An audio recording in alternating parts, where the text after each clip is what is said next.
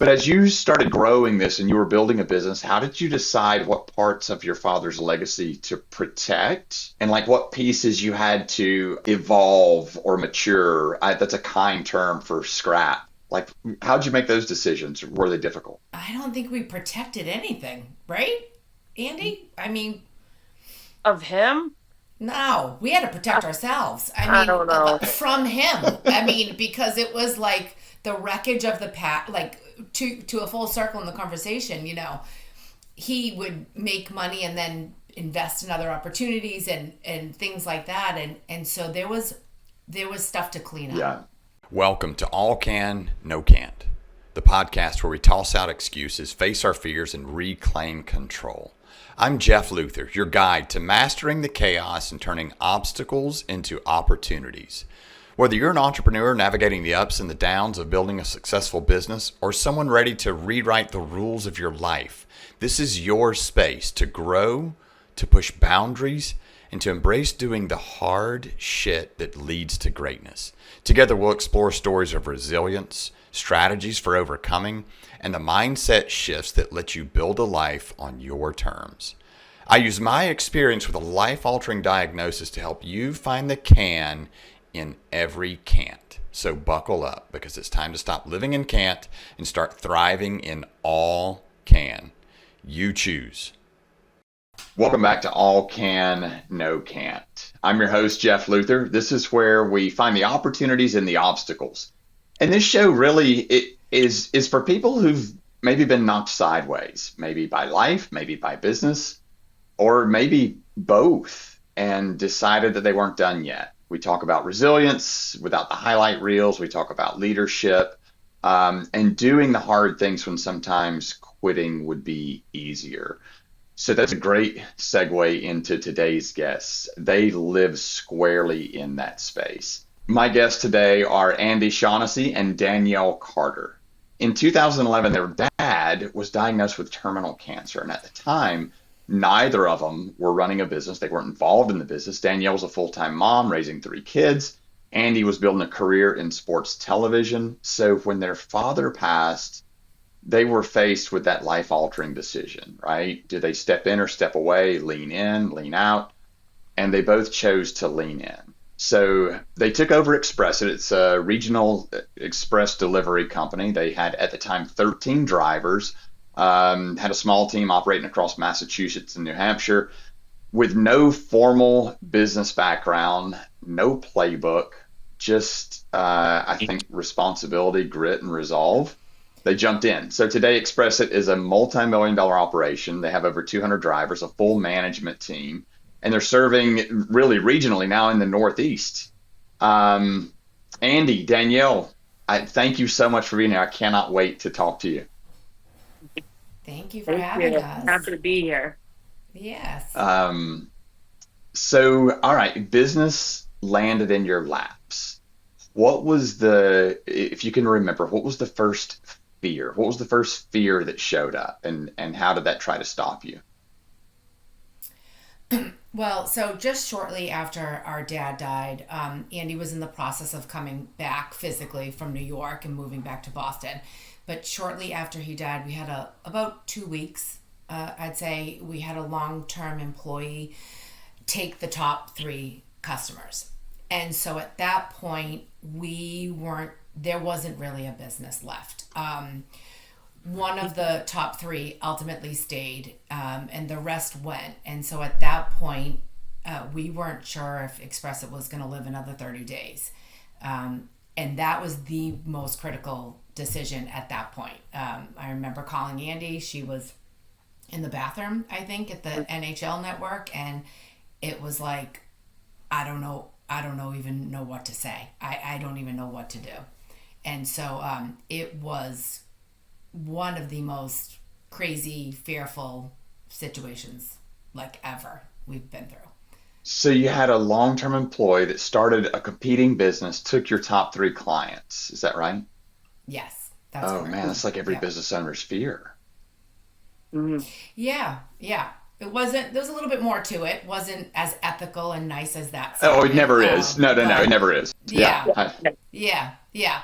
But that's what happened. And it was like I said, it would have been okay if Andy at that moment said, well, I'm not going to come back. Like, there's nothing to come back to. Like, that's how critical the decision was Yeah. at that I moment. went to my boss. I was like, I don't know if there's a company. And he's like, okay, well, you could come back, like, give it a shot. Right. It just, Oh my Yeah. gosh. Yeah. So I wasn't aware of that. That's I mean that's fear right there. oh, Why The why'd you keep going? We have different answers for this.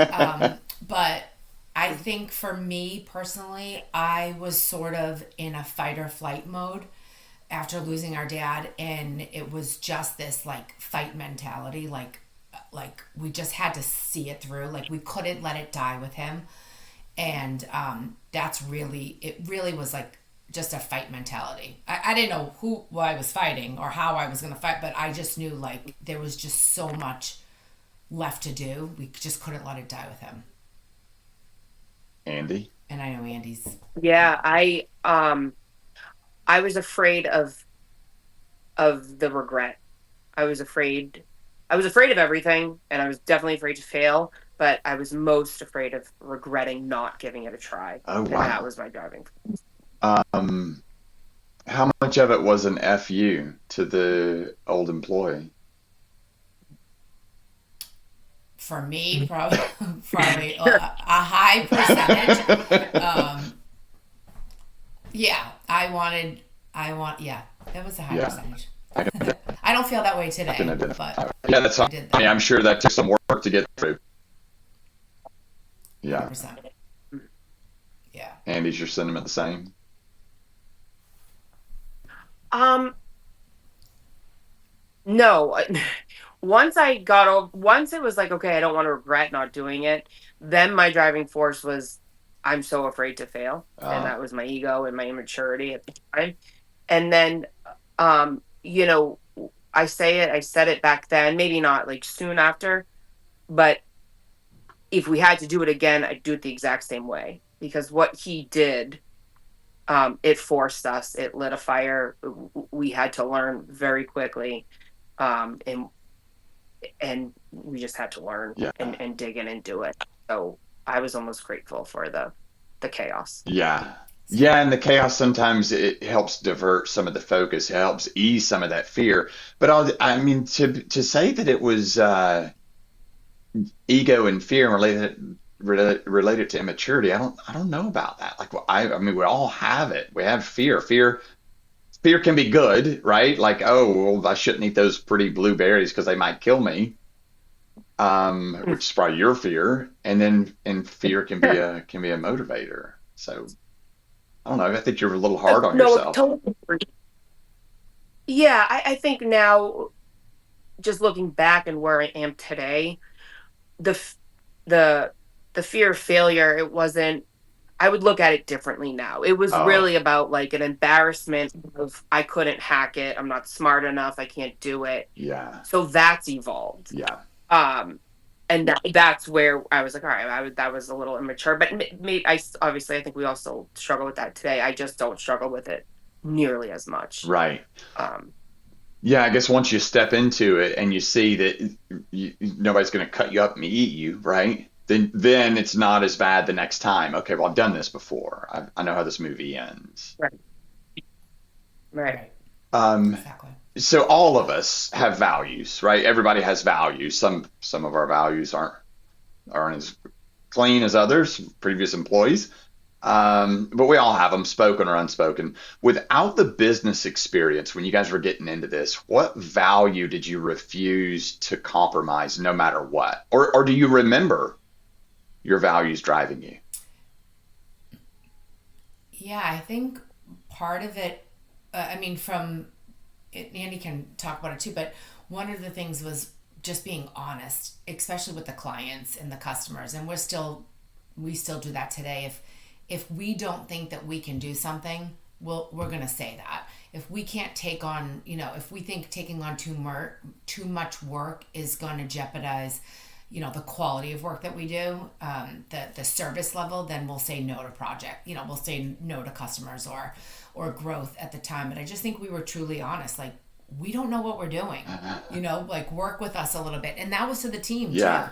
too. We need all the help we can get because, we're sponges. We have to learn Yeah. here. So I think it would be, for me, it was just really being honest, vulnerable and honest at that moment. Mm, Yeah. And I think the team too, just on the value like of that, it's just the value of relationships and people, and we're a team. And so we didn't come in as like the new owners and this is our way. We literally couldn't do that. But we're nothing if we don't have our team, if we don't have our drivers. And so, treating them well and just being those people skills, that's where our value shined. It was showing gratitude and being a collaborative effort. yeah. Yeah, so even without the training or the experience, those are really great characteristics or traits of leadership. The vulnerability, saying I don't know, but embracing your team. Um, Mhm. Early on, when you were in that place, were you able to separate grief from leadership? Like, how did you do that? Or did you? Maybe you didn't. It was all rolled up in one ball. I think I think we were good about the grief, like with others, but I think it definitely came out with each other as business partners too. There was very little room for, you know, the grief to not enter our daily operations with Andy and I, just because it was so raw. I was so raw. Yeah.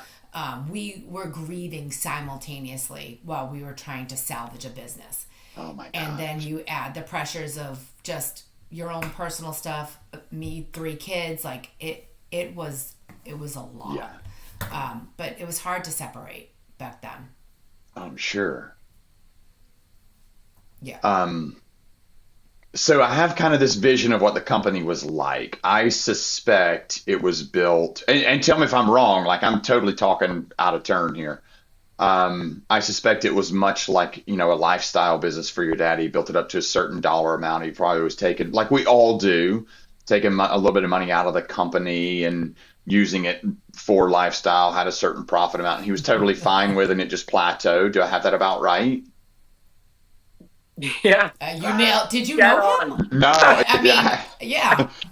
I mean, that's what we do, you know? It's like, I mean, I just see this as a fun-ish business. Probably had some buddies working for him. Um, Oh my God. okay. Did You're you work nailing at it. Express It? I I mean, think he like, did. This is. yeah. I think Yeah. we're getting punked. Yeah. So here's my question. You step in, the two of you. Do you remember what decision? And this is going to be an important question because this business is, I mean, now you have like a real business. Not that your dad didn't. I don't mean that at all. He built what he wanted to No. build, and now you've built what everyone wants to build. Um, what early decisions do you remember, or one decision? Can you remember one decision that felt really uncomfortable, but ultimately it changed the trajectory of the company? Was there a time or a decision that you remember? Go ahead, Jeff. Yeah. No. Are you gonna say New Jersey? Oh, no, no. There might be I two think. then. Who wants to go first? Yes. Yeah. I mean, the one that was not easy, and I don't think we had 100% blessing of at the time with the management team, just because I think that they had been there with our dad. They were very protective of the company and very protective of us and all of that. But we made the decision to go out of our comfort zone of, New England, Massachusetts, New Hampshire, and go to New Jersey. And it was a big leap of faith. And that decision ultimately changed the direction of the company.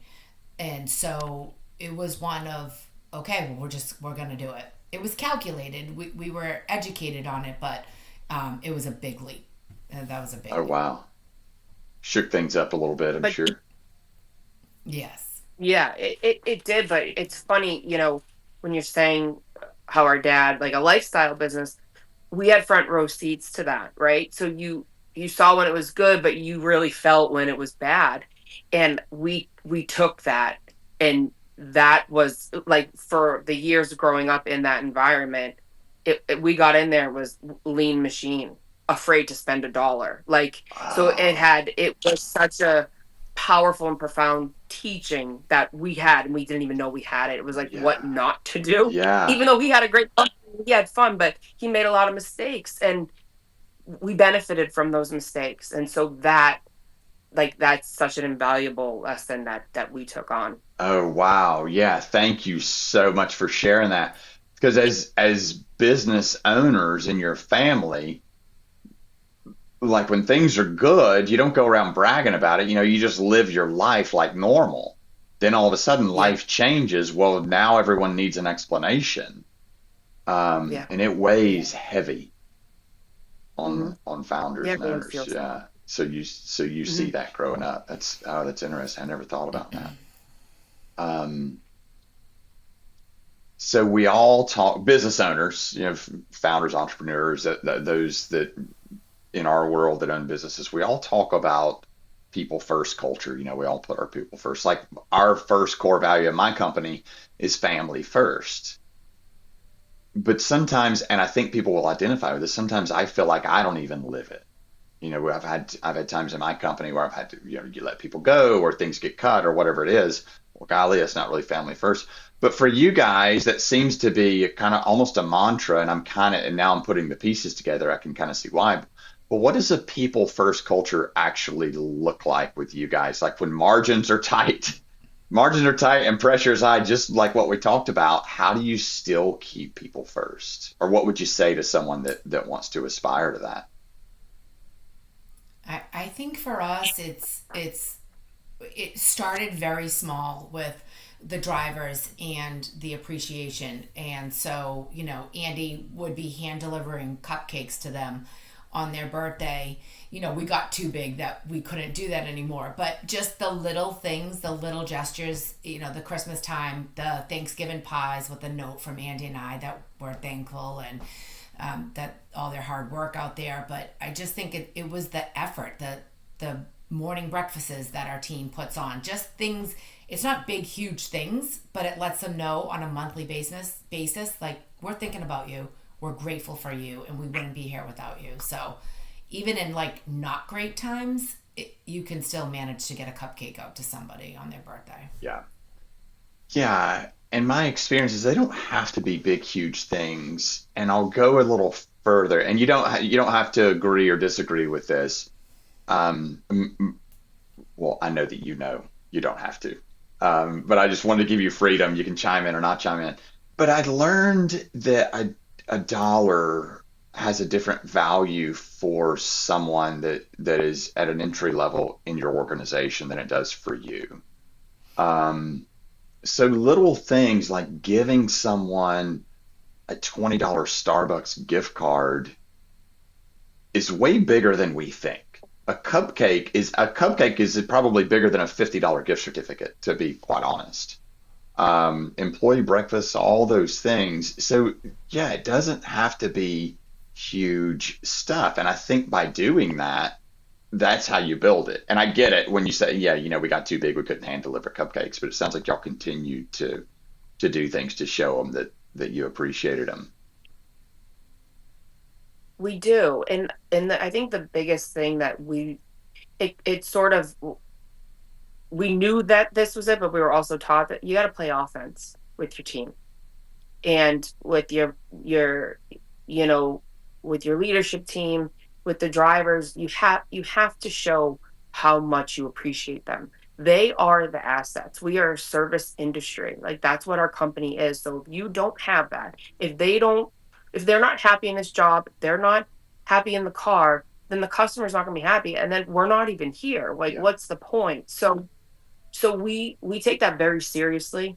How, like, going above and beyond. Like, we joke that, like, we would do reviews, and we would give like off the chart ratings, and like a new director of HR would be like, "You guys can't give this number," and it's like, we created the system, and the number like over here. She was like, "Well, we don't know what we're doing, but like we're doing well, and they're doing a great job." So it's just things like that maybe it's a little like off the rails, but just year after year, how do we make them feel appreciated? What can we do for them that's different? Yeah. Things other companies wouldn't do for their employees. It just comes naturally to Danielle and I, and we love doing it. Oh, yeah, that's awesome. And you know they appreciate it. And I'll elaborate. You said this, but not in these exact words, but your people are your product. That's what it boils down to. 100%. Yes. So you mentioned leadership team. Do y'all run EOS? I'm guessing that's a no. No. Okay. It's a business system that you put in. I caught on to leadership team. I just didn't know if y'all were doing that or not. Mm-mm. Um, okay, so as sisters and as business, and it sounds like you guys go along quite well. I'm gonna stir the pot a little bit. So as sisters and as partners, when you guys have disagreements, how do you do that without damaging your relationship? Also, I'm sure disagreements come up in front of your leadership team. So how do you do that without maybe damaging the trust in front of your team? I'll take the team part. Andy can speak to the other, but it doesn't happen often. But when it does, there's been a handful of times where we've said, "Can you guys give us 5 minutes?" And we'll just hop right off. I'll we can feel it. We can feel that her and I are just like really passionate one way or the other, and so I've a couple times we've just been like, "Can you guys give us 5 minutes?" That's smart. And so we'll just get right off, and we'll just be like, well, what's the problem? Okay, what are you Yeah, thinking? Okay, well, I'm so mad, blah blah blah, whatever it is, but we'll work it out, not in front of them. right. Yeah. Yeah, and I think that goes the same for just if it's just her and I, and we can sort of feel it. You might just need some space. There's been a time where it was probably like a big kind of. It wasn't a disagreement. We were just on two different sides, and I was like, I'm just going to drive to her house and we're going to talk about it. And I'm going to list out why I think X, Y, and Z. And we were able to work through it. I think a key to this though was early on we got our mom's been involved as sort of like a sounding board, but we did bring in an advisor when Yeah, we could afford one, probably 3.5 years in. And a lot of not our disagreements, but just difference of opinions, it would be settled in natural conversation in our monthly advisory meetings. So got it. like that's very helpful. As you know, I've been coaching for a little over a year now, and my coach just laid something pretty heavy on me. They've challenged me to have 50 powerful coaching conversations booked within the next 30 days. So if you're feeling stuck or overwhelmed, maybe successful but unfulfilled, or you just need to talk something through with someone that you know will listen, then I would love to have that conversation with you. This is not a tactic. There's no sales pitch. It's just one powerful conversation. This is complimentary to you. So if you want in, send me a message and I'll send you the link.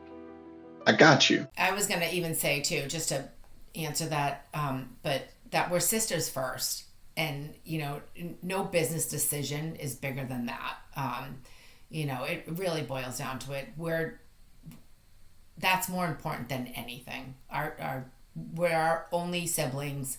We have a very special bond, and that's really the heart and soul of it. Are both so that's easy to say. A lot of times is much harder to do. Are both of you pretty good about like open and honest communication, having the difficult conversation? Is one of you more an internalizer? I'm curious now personally.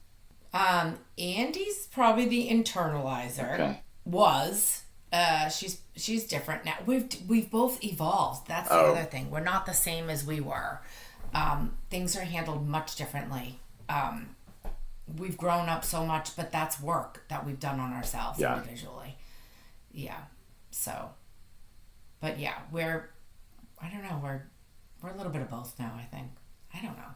Andy, you want to answer that? I mean, I was like, I'm a really good internalizer, like in like shut down, Yeah. and I've come a long way from. So that didn't help the dynamic, right? So, um, in terms of challenging conversations, like with employees or staff, that's something that I work on even today. I'm uncomfortable with them, but I will do them. But that's taken some practice, and that's something Danielle's never had an issue with. Yeah. So I'm an internalizer as well, and I've gotten just leaps and bounds better. And one thing that I found for me is if I can remove one question from my day, I'm really working on this.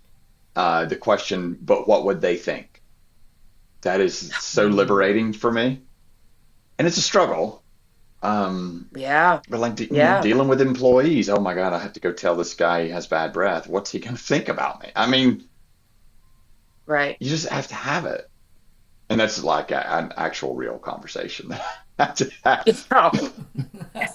But it's like, what's he going to think? His feelings are going to be so hurt. Well, his feelings are going to be hurt if we keep putting him on the whiteboard every 2 weeks and no Yeah, one's right, telling right, him. Oh, right. yeah. I struggle with what would they think, for sure. Yeah, I do, and I consciously remove that question. I try to remove it every day. I try to consciously think about it and then try to remove it every day because that's that fear of judgment. God, it sucks. Right. And it serves no purpose. Zero. It's like that part of our caveman brain, right? Where we tell, oh, is that a stick or is that a snake? We're still wired that way, so we don't want to get kicked out of the group. But yeah, it Right, serves no purpose. right, right. Do you guys remember when you realized that you weren't just like surviving anymore, but you were actually building something, building a business? Do y'all remember that epiphany, or do you even realize it now? Because sometimes we never realize our success. I think the no longer surviving was the day we signed we had about 7 or 8 banks turn us down for a line of credit, working capital. And ultimately, their Boston Private took a chance on us, and we were in a room, and it was about 7 women. And I think that was that moment changed also the direction of the company. And we're still with this bank, but that was a moment. It was like, all right, we just signed a line of credit. Like, okay, now we have some working capital. Shit, we're signing line of credits. Like, this is, We made it. we're not paying debt. This is a We real stopped paying. business. This is a real business. Like, and so for me, I don't think I'll ever forget that conference room in downtown No. Boston. I will never forget it. Oh wow, And that was a long time ago. that's But so it was a fun. pivotal moment. Yeah. Yeah, man, people Yeah. frown on debt, but when you're growing a business, it's like, you're constantly feeding the beast, and having a line of credit, even if you don't need it, is huge. Oh, we Yeah. need it. It was a lifeline at that point. We were like moving money from one bank across the street to another to make payroll. Like they were like, "What are these two girls doing? Like this is crazy." Yeah. Yeah. So yeah, Yeah, Yeah. I'm in EO, Entrepreneurs Organization, and we have our little forums, and it's all founders and entrepreneurs. And I'm like, I don't want to ever be in a foxhole. I don't want to ever spill my soul to anyone that has never come close to or had to or actually did put their payroll on a credit card. Because until you've done that, you have not Right. lived. Like, Right. yeah. Right. Right. um, Or chase the mail, like back in the day, chasing the mailman. On Like, Christmas Eve, no less. I did that. It was like held up. Yeah, yeah. yeah. okay, my next question might be a little bit personal, but I'm curious, as the company grew, how did you guys start deciding? Now, remember, my mindset of this business is I know the business. I'm a male. I've built a business. I know what I do with my business, so it's kind of a lifestyle. But as you started growing this and you were building a business, how did you decide what parts of your father's legacy to protect and like what pieces you had to evolve or mature? That's a kind term for scrap. Like, how'd you make those decisions? Were they difficult? I Because I know I'm there's some laughing. bullshit laying around out there that your dad was doing. Now I don't. Yeah, I don't think we protected anything, right, Andy? I mean, of him. No, we had to protect ourselves. I I mean, don't know. from him. I mean, because it was like the wreckage of the past. Like to a full circle in the conversation. He would make money and then invest in other opportunities and things like that. And so there was stuff to clean up. Yeah. And Yeah, it was there was some all stuff you to. guys were emotionally okay with, all right, all this, all the bullshit and tomfoolery and all that is just we're scrapping. It just made perfect sense. Like it wouldn't have been any other way. Yeah, and probably being female, you're Oh, more yeah. sensible. Yeah, I think what we scrapped or certainly did not take on was easily distracted. And that's what he was. Yeah. Okay. Yeah. Uh, he didn't have the luxury of doing that either, right? But yeah, no, I think for legacy, it was just treating people well and helping people when you can. That was his big thing. And then all Yeah. the other, the bullshit of the lessons, what not to do. That's, Yeah. So it sounds like y'all are very astute in those lessons. yeah, Emotionally intelligent in those lessons. yeah, Yes. yeah. Um, okay, so we have people that are listening that feel wildly unqualified to do what you did, to do what's in front of them. Um, if you could sit with them like a minute, if you could give them just one thing, what would you want them to hear? What would you want them to hear from you on this podcast? Like, what would your message be? I think for me it would be that there's always an answer, Uh, like to every problem. For some reason, it all has worked out, and there are solutions, even as scary as they seem. But like, there's always an answer. There really truly is. It really does work out, and even the bad stuff worked out for us.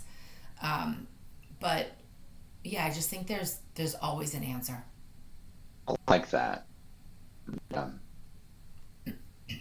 Andy, any? Um, yeah, I mean, I could rattle off so many. I know. I really could. I just, if someone is feeling unqualified or they're dealing with something in front of them right now, it's because they're meant to be dealing with it, and that it's part of their journey, and they need to embrace it. And as soon as you accept the reality of the situation, it's like everything works in in sync to help you get through it, and like you will get through it, even if there's not even a cell in your body that thinks that like that thinks you can, like you will, and you have to trust that.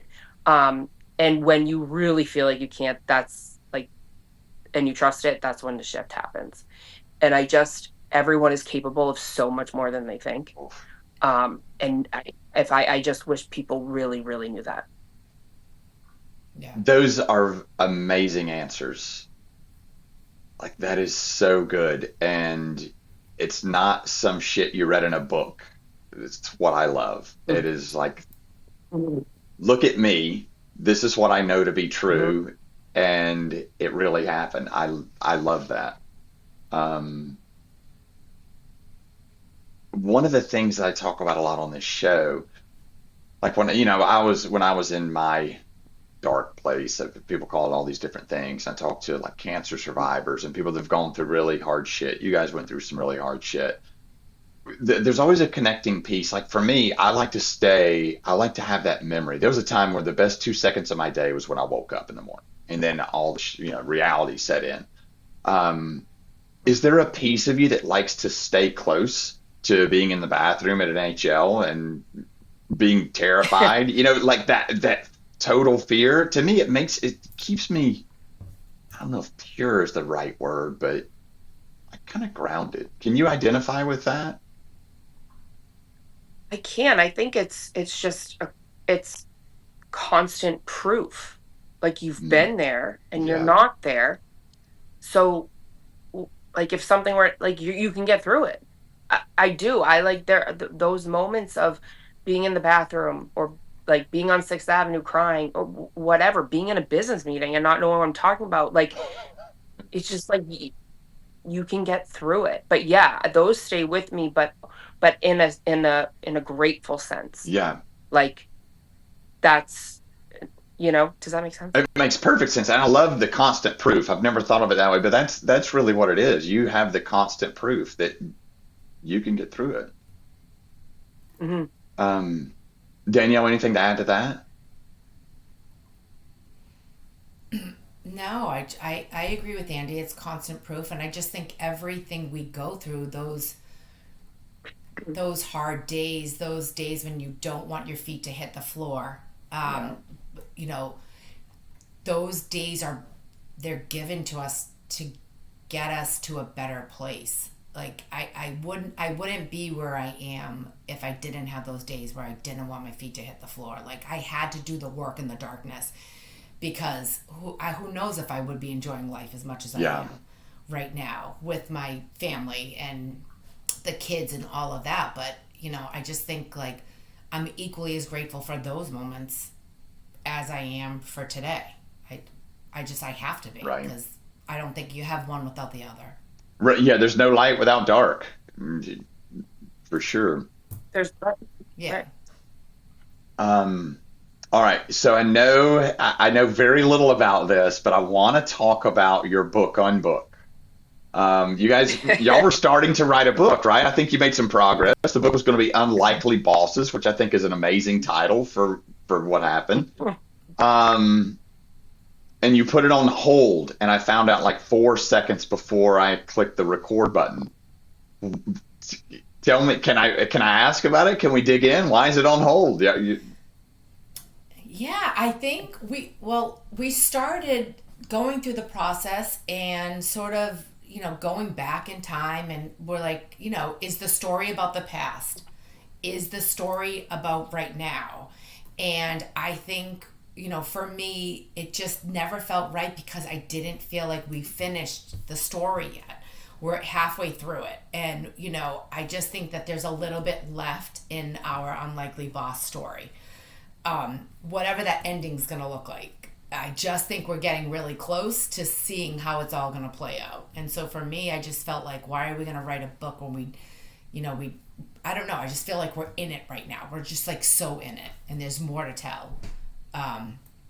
Certainly. So huh. we just started. We started Instagram, Unlikely Bosses, and we're on there, sort of telling our day to day stories about how we don't know what we're doing, and we didn't know what a P was and a P and L, and like all of that, all of the things. But I think for us, I don't know, Andy, you might feel differently about the book, but just didn't feel like the story was done. Okay. No, yeah, we were just torn on what to do. And so when we're not at peace, it's like we have to take a break.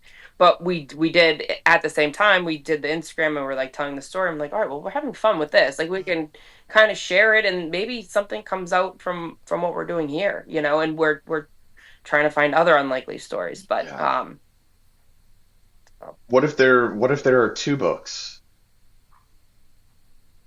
Great. Maybe you already have your first book, Unlikely Bosses, and then Unlikely Successes is the sequel. yeah, Right. Yeah. well, maybe, right. What's I know, that? I don't know. What's that Instagram handle? Is it Unlikely Bosses? Yeah. Yes. Yes. Yes. Um, okay, so shifting gears, if you knew then what you know now, would you have continued down this path? Well, I think you answered that earlier, but would you have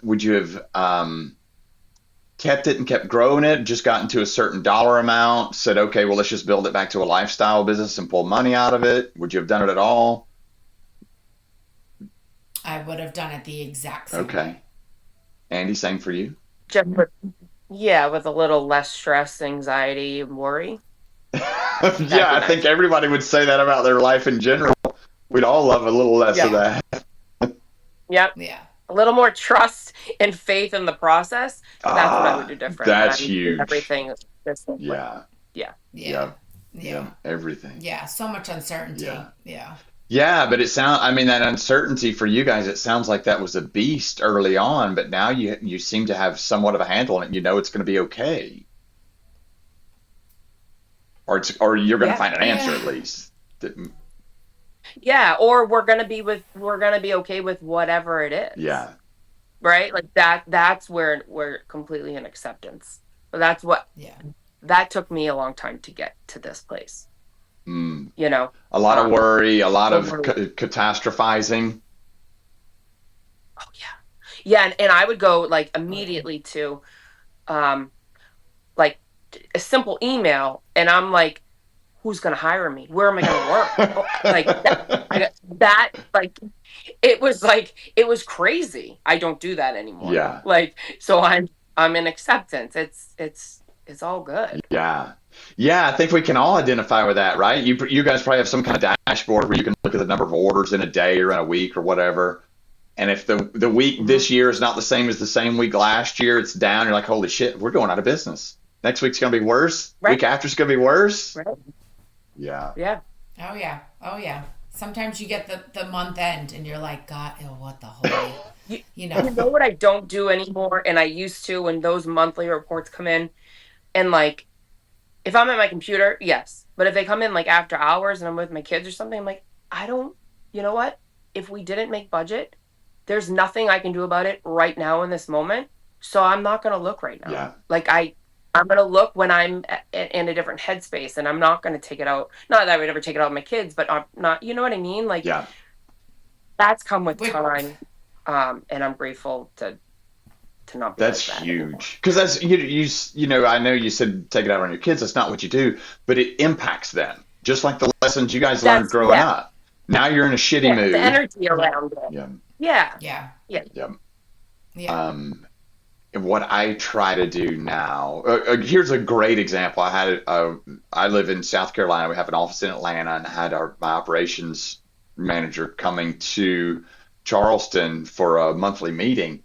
And we went to breakfast before the meeting, and he said, "Oh, well, I've got to show you something." He pulls out this tax form, sets it in front of me, and it was like a $250,000 amount. And to me, that is an unreal amount of money to have to come up with Yeah. to pay. So, you know, some businesses are like, "Oh, you know, you pay it." That was a fictitious amount of money Yeah. to have to pay. And so I looked at it and I knew that I was about to unravel, was going to unravel my whole day. And I said, okay, right now, those are numbers on a piece of paper. That's all it is. It's numbers on a piece of Mm-hmm. paper. And I put it away. Mm-hmm. Ultimately, what it ended up being is our payroll report for the year. That was our unemployment report or whatever the number was. And it was just, all it was a number, just data. And I had nothing to pay. Right. But I could have completely come unglued in a former life. I probably would Yeah. have. Oh yeah. Right. Oh yeah. And the story that you would have told yourself, Yeah. and like, yes, Yeah. I feel that. I may as well walk Yes. back to the kitchen right now and get an application. Right. Right. Right. That I mean that it's like crazy that that's what we do to ourselves. Yeah. But